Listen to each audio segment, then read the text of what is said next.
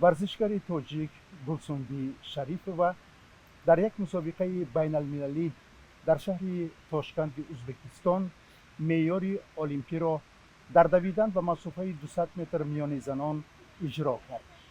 او این مسافه را در مدت 22.72 ثانیه طی نمود و گلسنبی در مورد گرفتن راهخط از جانب فدراسیون بین المللی ورزش سبک می تواند در بازی‌های المپی توکیو که از 23 ایول تا 8 آگوست امسال در پایتخت ژاپن برگزار می شود شرکت ورزد. و حالا صحبت داریم با گلسنبی شریفova. گلسنبی، نخست از شما خواهش میکردم درباره آن مسابقه که در تاشکند گذشت و نزدیکی کمی معلومات بدهید. اولا سلام خود را به تمام همون بینندگان شما و ابونچیان شما میرسانم و ما طولی مثلا چند سال است که در این رشته من سیر و رغبت زیاد دارم و من در شهر تاشکند که ماه خود همین ماه شده گذشت، من در اونجا هم در مسافه 100 متر و هم در مسافه 200 متر اشتراک نموده سزاوار مدال طلا گشتم و همچنان نرماتیو بازی المپی را اجرا کردم در مسافه 200 متر. گلسنبی، آیا شما باور داشتید که این معیار خیلی بلند را که کمیته بین المللی المپی و همچنین فدراسیون بین المللی ورزش سبک مقرر کرده است اجرا می نمایید؟ من فکر میکنم که هیچ یک مقصد به باوری نمیشد. من البته سعی و کوشش خیلی هم زیاد کردم که من بتوانم این معیار مثلا در پیش ایستاده را اجرا نموده و همچون یک ورزشگر در عرصه جهانی در عرصه جهانی پرچم برداری کشور خود باشم. من همچون شورای ورزش واقفم از آن که شما اول به فوتبال شغل می‌ورزیدید و همچنین عضو دسته لاسچکی دوشنبه و منتخب تاجیکستان بودید. همینطور نه؟ چرا شما به ورزش سبک گذشتید؟ در همون زادگاهی که من به وایه رسیدم فکر نمیکنم که در اونجا مشق و تمرین‌های ورزش سبک بود. از همین مثلا سبب من رو آوردم به رشته فوتبال که در ناحیه شهرتوز حتی دختران بازی نمی‌کردند، ولی از سببی که من خود مهر زیاد به فوتبال داشتم من توانستم که در این رشته با پسران مشق و تمرین کرده و انا همون کمی هم باشد خیلی خوب بازی کنم و این سبب شد که من را سلیمان بابوکلانov به تیم منتخب و به دسته شهر دوشنبه یعنی دسته پرستو دعوت کرد و من طول 2-3 سال در این دسته بازی کردم و بعداً رو آوردم به رشته ورزش سبکی. من در مسابقه جمهوریوی که در مثلا شهر دوشنبه شده گذشت، من در این مسابقه مثلا ورزش سبک نماینده همون ناحیه خود بودم یعنی ناحیه شهرتوز و سزاوار جای اول شدم و فکر کردم که من باید مثلا ادامه خود رو در رشته سبک یعنی ورزش سبک ادامه دیم و همین سبب شد که من رو آوردم به ورزش سبک از فوتبال. ضمناً شما از این دو نمودی ورزش کدامش رو بیشتر دوست می‌دارید؟ فوتبال رو یا ورزش سبک رو؟ برای من این هر دو نمود ورزش مثلا هم فوتبال هم ورزش سبک یک نمودی بود که من اول با فوتبال خیلی هم زیاد میل و رغبت زیاد داشتم و بعداً با ورزش سبک رفتم. ورزش سبک هم در دل من اینقدر جای خاصه پیدا کرد که من اینک نمیتونم گفته که من یک تا این رو دوست، من هر دو این ورزش رو دوست دارم و من در آینده مقصد دارم که بعد از کریر خود در ورزش سبک شاید مربی فوتبال نورسان میشوم. کودکان یعنی در ناحیه خود یا که هم با ورزش سبک در هر دو مربی خیلی با پس از انجام کریر من خود با خلاصه میایم که یکی رو انتخاب کنم. معلوم است که دویدن به مسافه 200 متر به مسافه 100 متر عموما دویدن این بسیار زحمت طولانی رو طلب میکند و در این رشته ورزش در مسابقات جهانی در بازی‌های المپی اصلا ورزشکاران کشورهای افریقایی و امریکایی پیشقدم هستند و شما اکنون در المپیاد با رقیبان خیلی پرزور پرقوت در намуди دویدن به مسافه 200 متر میانی زنان رقابت میکنید و چی مقصد گذاشته و شما عموما درباره آن رقیبانی که در المپیاد در مسابقات جهانی اشتراک میکنند معلومات دارید؟ مثلا من هم در یک زادگاه به دنیا آمدم که خیلی هم گرم است، یعنی ناحیه شهری توز، و من در چمپیونات آسیا و جهان بودم و بسیاری از رقیبان خود را خوب میشناسم و یعنی که من با اون مثلا حتی قهرمانی که در چمپیونات جهان شد من با اون کس رقابت کردم. من در مثلا چمپیونات جهانم با بسیاری ورزشکاران موفق جهانی یعنی رقابت کردم و نصیب امیدوارم میبندم که من هم یک جزء باشم که در مثلا بین آنها یک معرفیگر کشور خود باشم. نتیجه نشان داده شما 22 از 172 این از همه نتیجه بهترین شما است یا از این پیش رکورد گذاشته بودید؟ چند بود؟ نه، این همون نتیجه است که با قید گرفتیم و ما هم مثلا امید و تلاش داریم بر این و بسیار شب و روز هم گوییم خطا نمیکنیم که به مربی خود مقصد ماندهیم و تلاش کرده ایستادیم که ما در بگذار از این هم نتیجه خوبتر به دست بیاریم، یعنی خوبتر مثلا رقابت کنیم که در همون عرصه جهانی همچون یک ورزشگر آزاد یا یک کشور مثلا صاحب استقلال و صاحب مثلا صاحب دولت یک معرفیگر باشه.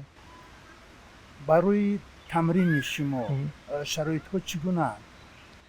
خود حاضر فکر میکنم که برای ورزشگران خیلی هم شرایط خوب فراهم آوردند که ما ورزشگران خود در هر رشته که نباشیم، خود فوتبال است خود اینکه ورزش سبک است، بتوانیم آزاد به مشق و تمرین فرا گرفته شویم. از همین خاطر من فکر میکنم که این همه خوب است و این مثلا همین سبب شده است که من توانستم اینقدر نتیجه های یعنی خوبتر رو به دست بیارم. شما در کجا تمرین میکنید و رژه تمرین شما چگونه است؟ من در همین شهر دوشنبه در ورزشگاه مرکزی مشق و تمرین میکنم و رژه مشق و تمرین من در یک روز 2 مرتبه است که یک سحر مثلا صبح هست و دیگر این بگونی است مشق اساسی من که من با مربی خود یعنی بگویی مشق اساسی را میگذارم. ورزشکارانی که عضو دسته منتخب تاجیکستان به خصوص عضو دسته منتخب المپی کشور هستند از کمیته بین المللی المپی توسط کمیته ملی المپی تاجیکستان استیپندیا یا ماهانه ورزشی میگیرند، ماهانه المپی میگیرند. آیا شما از همین چیز برخوردار هستید؟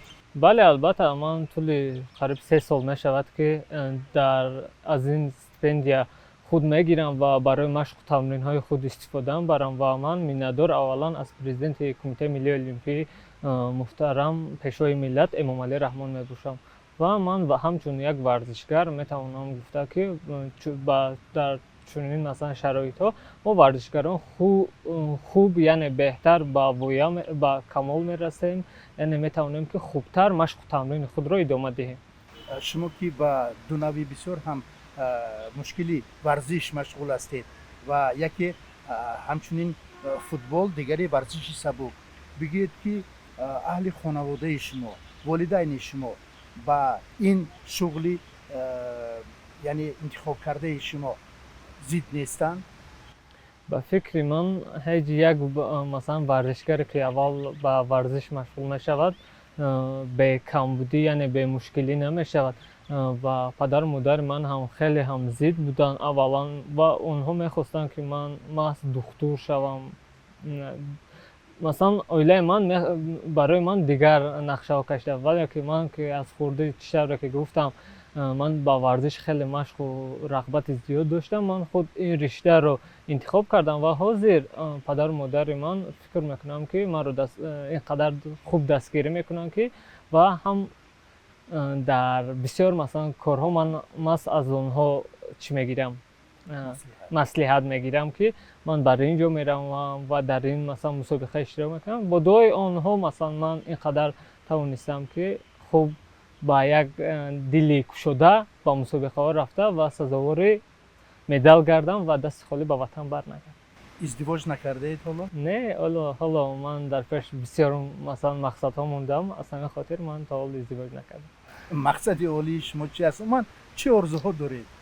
هم آرزوهایی که نزدیک است و هم آرزوهایی که در آینده است. و فکر من اولا ورزشگر این خود مقصدهای این رو داره که در مسابقه‌های سطح بین المللی یعنی جهانی خود رو معرفی‌گر باشد، دولت و ملت خود رو معرفی‌گر باشد. و من در پیش بسیار نقشه ها دارم ولی فکر میکنم که عین حال آنها مخفی میمونند تا مثلا با انجام رساندن آنها. معلوم است که ورزشگر هستید.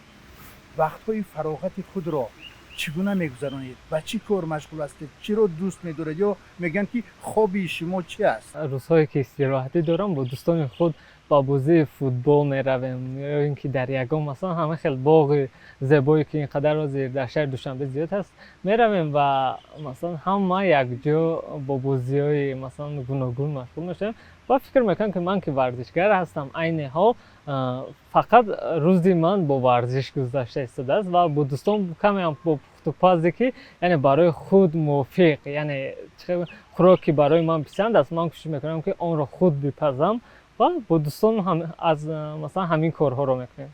واقعا شما کدام نوعی غذا رو دوست می‌دارید و خود میپزید؟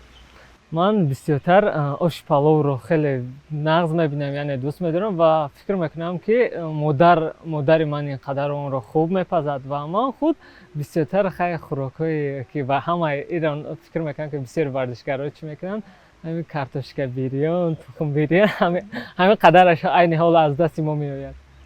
شما اکنون یک ورزشگر کسبی هستید و معروف شدید و بگید که با دختران تاجیک و زنان تاجیک چی مصلحت میدادید در موضوع ورزش؟